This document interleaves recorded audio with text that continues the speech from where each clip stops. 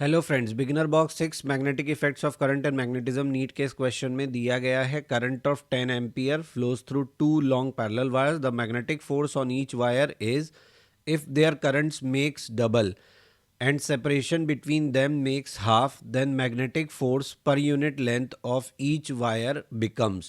तो यहाँ क्वेश्चन में हमें गिवन है कि इनका जो करंट है वायर्स का, ये 10 एम्पियर है। दोनों वायर एक दूसरे के पैरेलल दिए हैं, लॉन्ग दिए हैं, यानी इन्फाइनेटली लॉन्ग लेके करना है। मैग्नेटिक फोर्स जो है वो हमको यूनिट देखने से पता चलता है कि magnetic force per unit length दिया है कितना, 2 इंटू 10⁻³ न्यूटन पर मीटर। लिखा मैग्नेटिक फोर्स है लेकिन it is magnetic force per unit length, ये यूनिट देखने से पता चलता है। तो ये सारी चीज़ें आपको क्वेश्चन करते वक्त खुद ही देखनी होंगी कि आपको यहाँ पे क्या दिया हुआ है।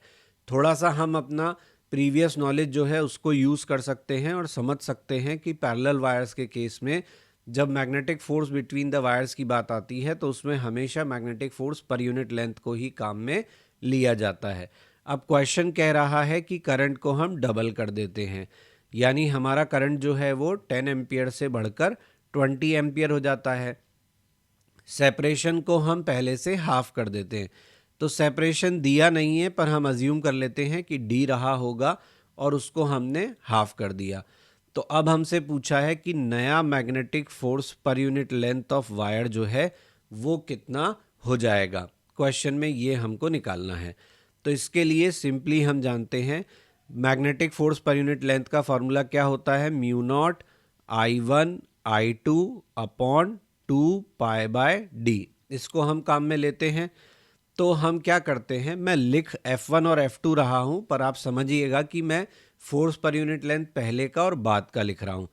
तो अगर मैं लिखता हूं F1 अपॉन F2 तो μ0 से μ0, 2π से 2π कैंसिल, I1 I2 पहले क्या हो जाएगा 100, बाद में क्या हो जाएगा 20 इंटू 20 400। ठीक है, डिस्टेंस पहले d था, बाद में कितना हो जाएगा, तो बाद में ये हो जाएगा d/2।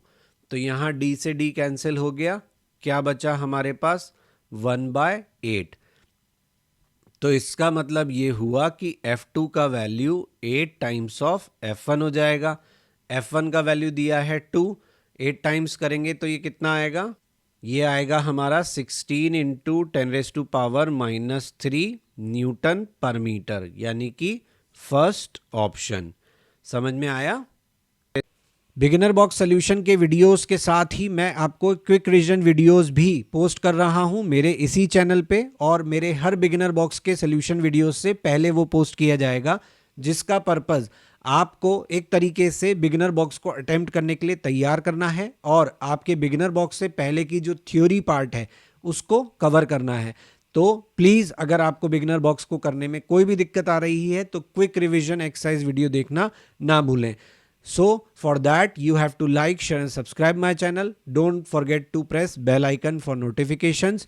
और अगर आपको मेरे क्विक रिवीजन एक्सरसाइज या मेरा कंटेंट टेक्स्ट फॉर्मेट में चाहिए तो वो मेरे ब्लॉग पर अवेलेबल है, क्वेश्चन नहीं बनता blogspot.com।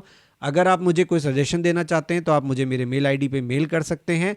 यही कंटेंट मैं फेसबुक पेज पर भी क्वेश्चन नहीं बनता पर पोस्ट करूंगा और इंस्टाग्राम पर भी आप मुझे ज्वाइन कर सकते हैं।